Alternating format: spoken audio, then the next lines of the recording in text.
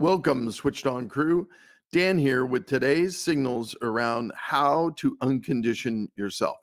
With me is Daisy from Self Recoding, a podcaster, author, and more. A great quote from Daisy in the episode: "Potential is worthless unless you do something with it."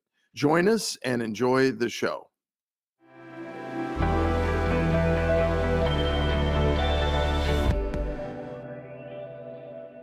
Welcome to the Switched On podcast. Today we have Daisy Papp with us. Daisy is an author of Self Recode, excellence coach, podcaster, and more. Really excited for this conversation we're going to have with Daisy today. I'm going to welcome Daisy and have Davey give you a little bit more information beyond the intro I just gave. So welcome, Daisy. Thank you so much, Dan, for inviting me. I truly appreciate your time and your effort and your curiosity to learn more about the person behind all that, the person who is known as the author or the founder of Self Recoding or the excellence coach. I'm a human being as well. Yeah, no, and I love that. And you're a wonderful human. So can't wait for everybody to get to know you. Thank you. Is there a little bit more that you'd like to share about, your background and maybe give everybody a little bit of flavor for your journey up till now? Oh, sure. I can give a short version of that. So I was born and raised in Germany. And my mother was German. My father was Hungarian. And I'm the fruit of love. And I was very, very fortunate to grow up in a wonderful, very harmonious, beautiful, beautiful family up until I was 8 years old, because my father was about to drive my grandparents, his parents, back to their hometown. And I was allowed to go with them. And I was all excited. I packed my little favorite doll and the matching shoes. And everything was kind of neatly packed. And my mom was going to leave with them as well. And I was all excited. And last minute, my father turns towards me and says, "Daisy, I think you better stay home with your brother." And I was kind of really disappointed and sad, of course, as an 8-year-old would be. But I was happy that my brother was with me. And then they left. And a few hours later, they had an accident with a car, and my mother was the only survivor. And that was kind of shocking, because it is like my wonderful world just popped. It just collapsed, and nothing would ever be as it was before. And it took my mom like 32 surgeries until she was able to kind of function relatively. In the beginning, they thought that she could never walk, but she had a very, very strong mind. And she used many of these tools that I was not aware of being existent at that time, like mind coding and focusing, and wherever your focus goes, everything grows and such. So my family life changed drastically. And then when I was 10 and a half, I was sent to boarding school, which was quite exciting because it was in a castle in South Germany. And, who doesn't want to live in a castle? It's kind of nice, So Sounds I thought, nice. okay, yes, I thought I had just upgraded to being a princess. And things were just not really as fairy tale as people might look at it from the outside. And then after school, I went to study to Hungary, because I wanted to learn my father's, the language, where he came from, the tradition, the culture.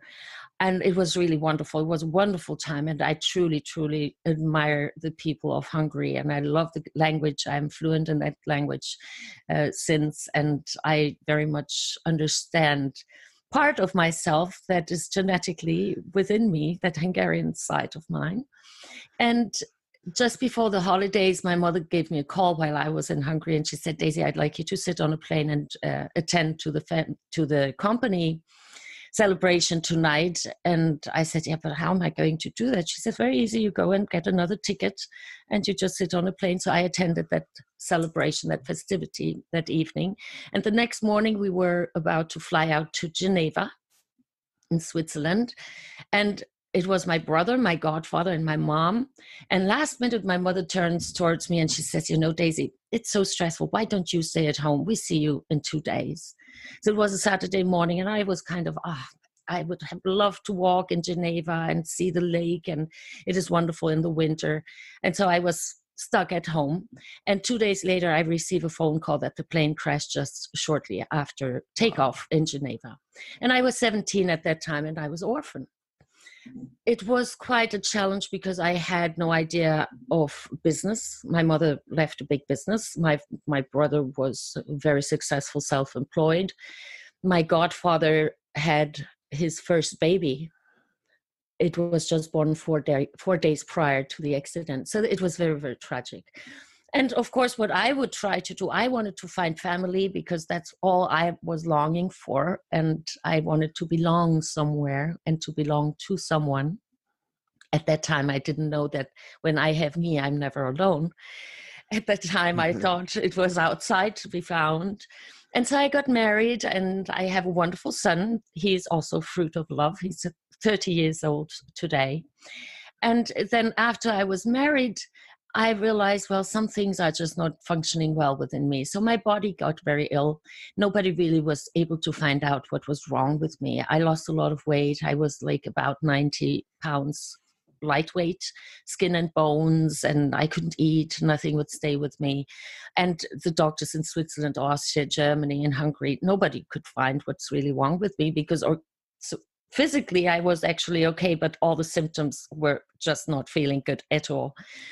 And that happened, I do believe, well, how old was I? Maybe 23 at that time. And a girlfriend of mine, she mentioned to me this one doctor she heard of and that she's really, really good and maybe she could help me. So she picked me up, my girlfriend, and drove me to the doctor because at that time I was not driving. I was too weak. And so I'm crawling up the stairs to the doctor's office and I'm sitting there and this woman does something with me. I had no idea at the time what it was, but an hour later, for the first time since the plane crash, I felt that the weight was lifted off my shoulders, and I felt that there might be hope to have a life that's convenient or that's at least peaceful inside of me without all that burden and the tragedy and also the survivor's guilt, because in both accidents I supposed to be in, right? And so I asked the doctor, so what is it that you just did to me? And she says, oh, just a little NLP. NLP stands for Neuro-Linguistic Programming. And I turned towards her and I said, I don't know what it is, and I will find out, and I'm going to study just that. So a couple of weeks later, I found myself in class, and 2 years later, I was a master practitioner in NLP, which I very much enjoyed. And I realized, wow, that's really amazing how quickly you can achieve changes within myself and helping others. Nevertheless, at times, I was looking for results and they just did not happen as I thought they would. So I continued to learn other modalities. Later on, I went to the tapping modalities, which I found really, really exciting. That was in 1998. Then I went over to family constellation, Gestalt therapy. I cannot even think of all these modalities. I really need to open my own website and read what's all in there. And EMDR later on, and hypnosis. So not to confuse anyone, I'm not a psychologist, I'm not a psychotherapist, I'm not a hypnotist, I'm not a hypnotherapist. Nevertheless, I studied with some of the finest people in that industry or in these fields. And I created my own mixture in 2008. That is when I founded Self-Recoding. And the name Self-Recoding came from one big idea and vision. Because who am I to code you?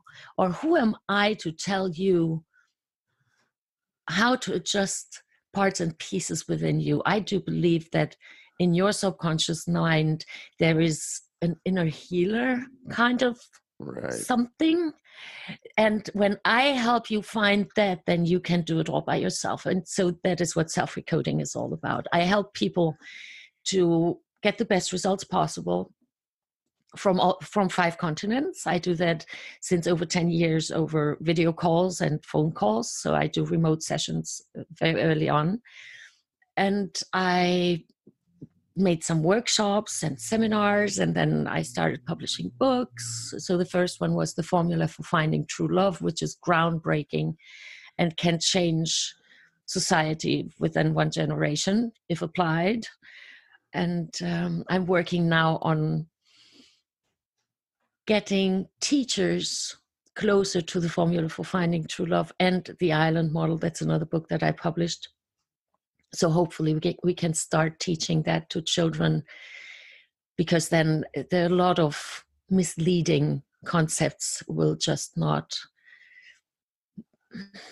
how would I say that, be part of these youngsters' lives. Yeah, yeah.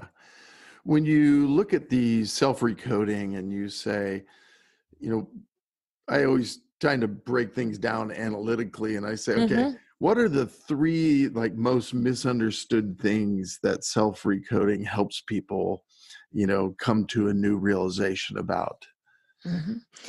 Well, that's a very good question. Oh, it's a very good, interesting. You analytical thinker. I appreciate. So what makes self-recoding different is that it is achieving results in a very short amount of time. Now, that sounds almost too good to be true, but how is it doing it? It is very directly working with the subconscious mind. Therefore, it is not that you need to tell me the story over and over again, therefore re-traumatizing yourself while you tell me the horrible story over and again, what happened to you and the tragic involved. But we go in there and we just unlink the emotional charge from the memory. Therefore, we can look at the memory without feeling this emotional shock that our body was so accustomed to feel whenever we think of it. That's number one. The second is that we clean out the subconscious programs that are running our life, the show. I can give you an example. For example, when you started driving the car and then you learned how to put the key into the, into the car, and then they told you, okay, so you need to turn the key, but don't turn it too long, too far, because then you're going to burn it. But if you did not turn the key enough, then you don't start the engine. And today you sit in a car, and unless you have that little push button where it starts the engine, so now you just turn the key and you start the engine, you don't even think about it anymore. So it became a program. So it's very natural for you. You don't even think about it anymore. Same happens with thinking patterns and thought patterns that we have, that we don't really take an inventory of them. Now, when we think these specific thoughts often enough, then we develop beliefs, and many of them are not very helpful today. So I help people to take an inventory of the beliefs that are within them nowadays that they are holding on to. And we keep those. I'm not telling them what to keep or what not to keep. There's a very simple principle that we can see, is it still supportive or not? And they come to their own conclusion. Okay, so maybe it's time for a software update. That then is a third book of mine, The Software Update for Your Mind, which is just, it's a collection of simple and very quick tools that can help you to just get back on track. And then the third part of self-recoding, what makes it so different and very powerful and successful, is that we are once having this empty space, when we freed ourselves from beliefs that are no longer supporting us, and then we put some really powerful life management skills. I know it sounds almost rigid and technical, but nevertheless, coping skills, management skills. How do I handle specific situations? How can I start living on a level of integrity that I always wanted and wished for to be treated with? And once we become that, so with this empty space within ourselves, we put all these really valuable, powerful tools and skills in there, and then life can change almost overnight. Yeah. And that is, I do believe, the recipe in short. And then probably I would need to write another book to really describe it. I think there sounds like there's 5 more books at least in there. Is so much. Yes. It's amazing. You said something that has really fascinated me through my personal journey, which is, belief change. I've noticed this. It is so interesting how people get their beliefs formed. and how Mm, they never really stopped and questioned it. And they don't even realize they did it, but mm-mm, then they stand so firm in that belief. mm-hmm, And it really has, it's probably been the most fascinating part of my own journey, is both learning that about myself, but mm-hmm. then in talking to others, I've seen it manifest in a work environment, in companies and the way they operate, in humans operating, in every facet. The belief change mechanism is so fascinating. So it's fantastic that you're helping people kind of journey through that quickly. Yes, I do believe it is very important because, look, we are all conditioned to a degree.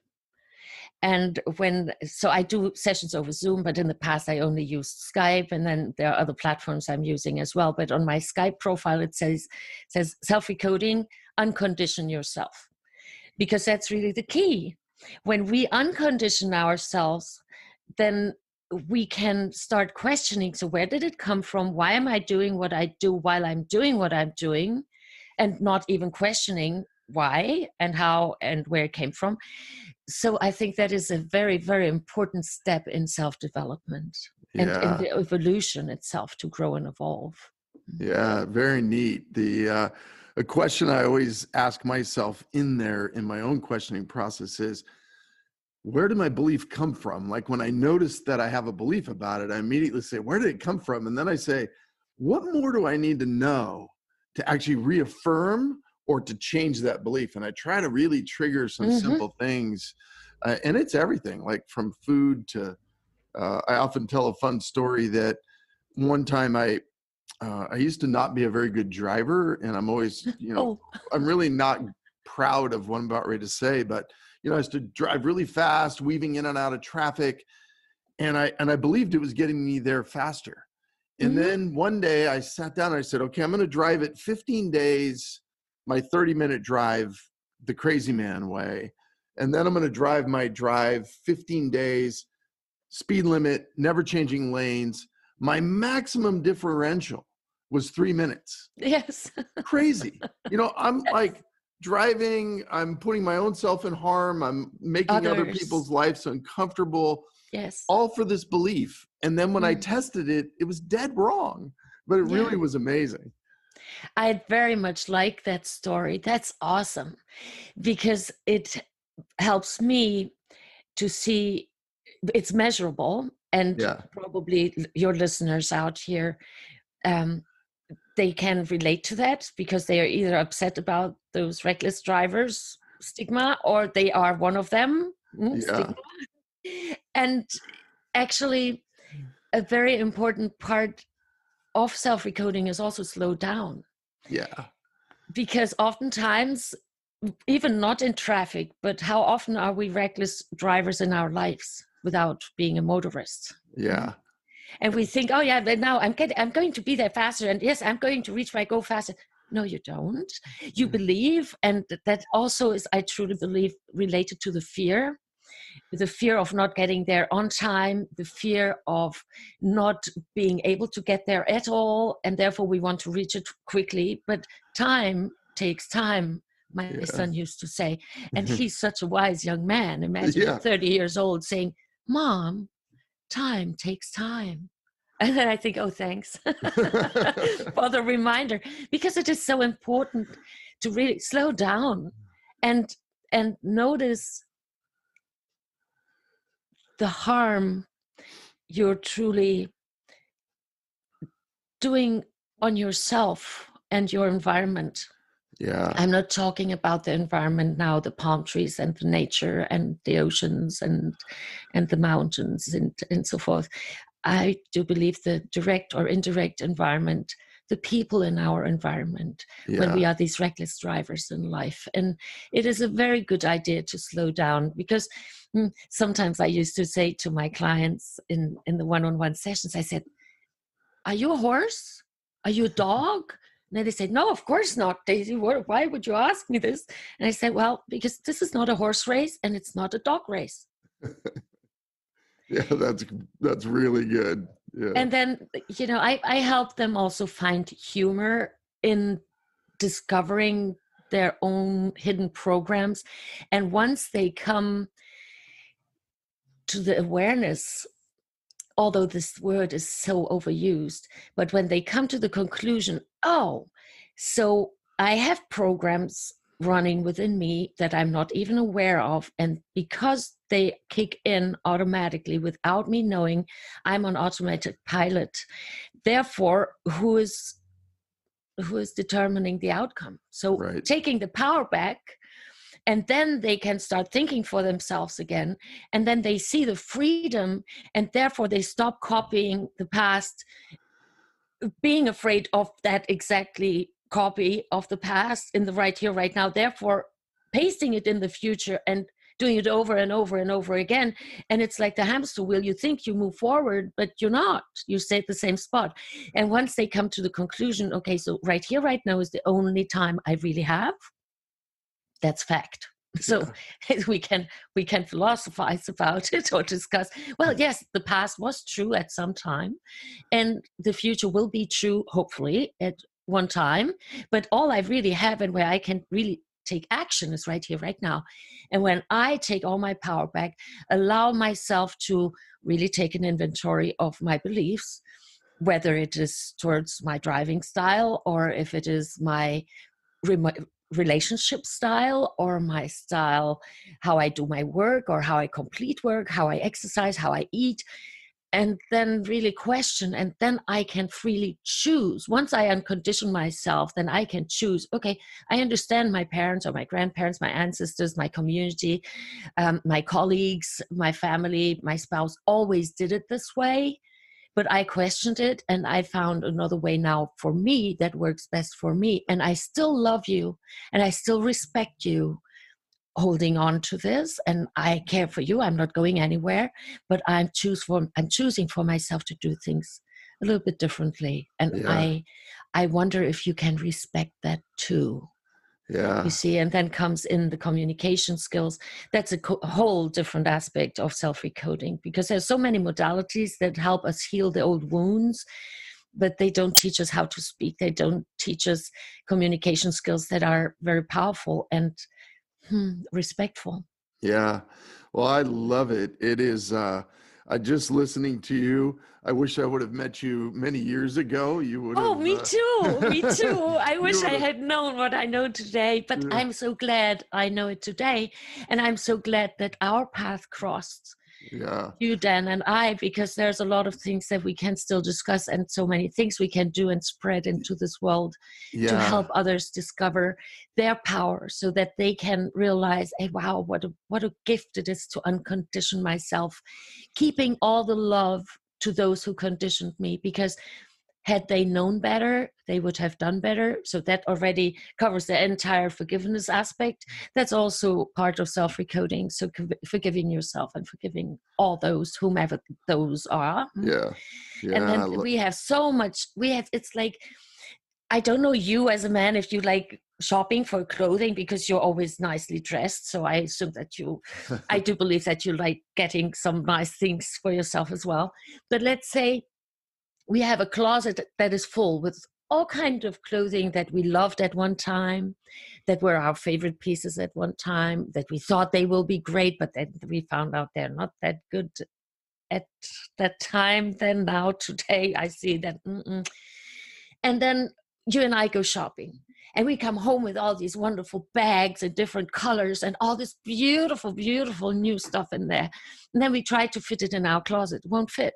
So therefore, we first need to empty some space, and then we can put in the new things in there. Yeah. And then it will become so much more organized and more visible. So it's not cluttered.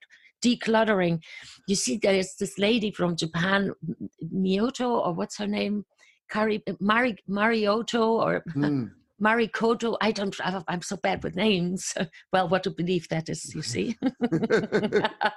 I'm reassuring it from keeping it alive. And she would help people declutter their closets, their homes, Yeah. their Yeah. Yeah. garages, their houses, their apartments. And I truly believe this is so, so important. I really enjoy what she's doing, because it also helps people to also declutter inside. Well, Yeah. self-recoding really reorganizes the subconscious mind and the inner world. I call it the inner world. So you can really have, let me circle back one step, and then I go back to that point. I promise. When we are born with this huge potential. Huge. It's like this, gigantic. And then something happens, and your wife knows very well when kindergarten and school kicks in, and that is when we start being conditioned. So out of this gigantic potential, this is what's left. And then we are programmed, and we're walking all with these programs, never questioning anything, although we could be, again, these big gigantic selves. And the decluttering, when we look at our beliefs, the habits, why do we do what we do? Where do some specific traditions come from? Why do we do what we're doing automatically, automatic pilot? And then when we declutter that, then we have this great potential again, because it's almost like we just, I don't even know, we were able to free ourselves from that box conditioning. And because potential is worthless unless you do something with it. But when you then get that taste of, wow, actually I have so much more within me, and you get the taste of it, and then your body feels differently. And then you kind of start, wow, I think I want to feel like that more often. And then you feel like almost addicted to that feeling. And then you create your circumstances and your environment and your habits, you shape them around so that you can feel that almost consistently. Now, that is when you can be at your best self, and that is when you meet people. Imagine you at your best, meet somebody at their best, and then think of what you can create, co-create, gift to the world. Whoa. Yeah, it really is true. I just wrote down a quote from you there that I'm gonna use, but the potential is worthless unless you do something with it. Yes. It's a really powerful and amazingly great statement. So thank you for passing that on. I think thank you, Dan. I'm going to take with me.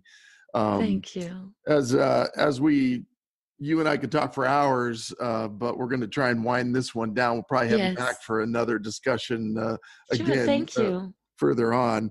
Couple things I like to ask at the end. One is, I have this thing I've termed a cauliflower moment, which is the moment you questioned a belief and you found out it was something that you had dead wrong as an understanding.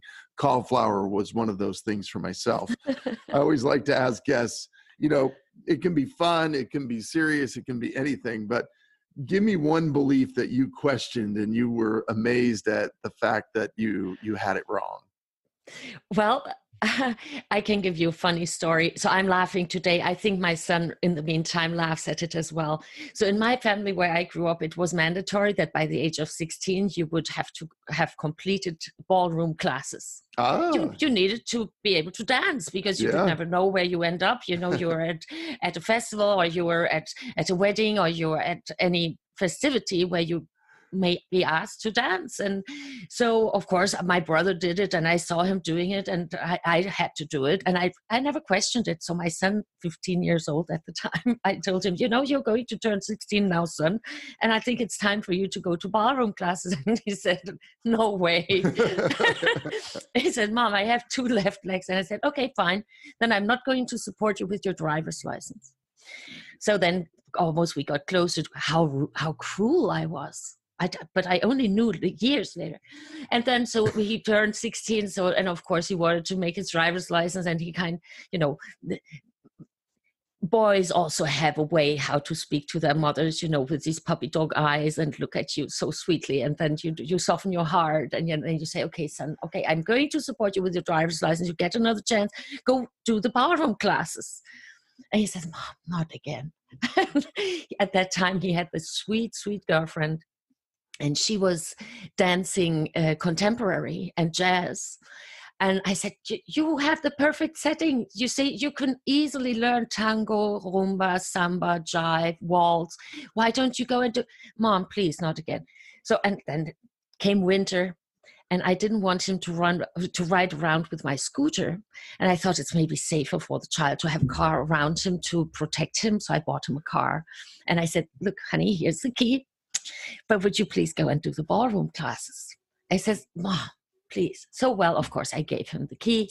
He had a car without really ever fulfilling my wish of the ballroom classes. So we moved to the US when he was 18. And after 3 months here in 30 days, I think it was 30 days. After 30 days, your international driver's license expires in the state of Florida. So you need to go and make a Florida driver's license. So I'm going, I get my driver's license, and he, he's always passenger, but he likes to drive. And he says, Mom, I would like to make the driver's license here. And I said, yeah, sure. Here, it's fantastic. You have so many girls that like to dance. Why don't you go and do some ballroom classes? Imagine I was giving it to him one more time. That's funny.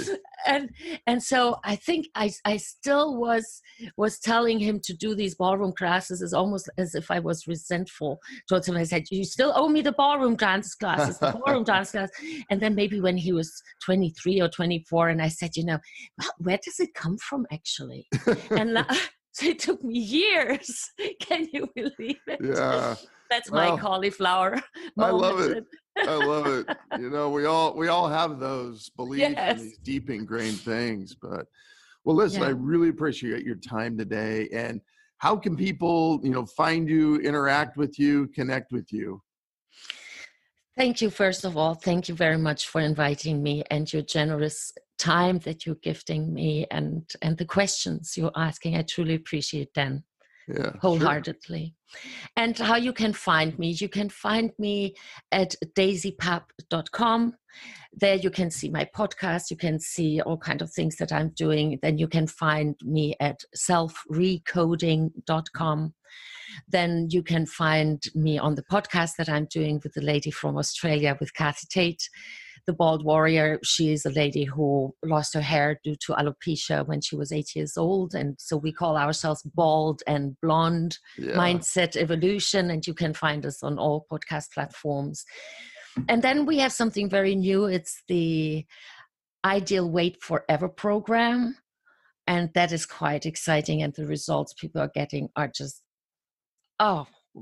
beyond my wishes and beyond my expectations, and especially beyond their expectations. And you can learn about that at learn.selfrecoding.com.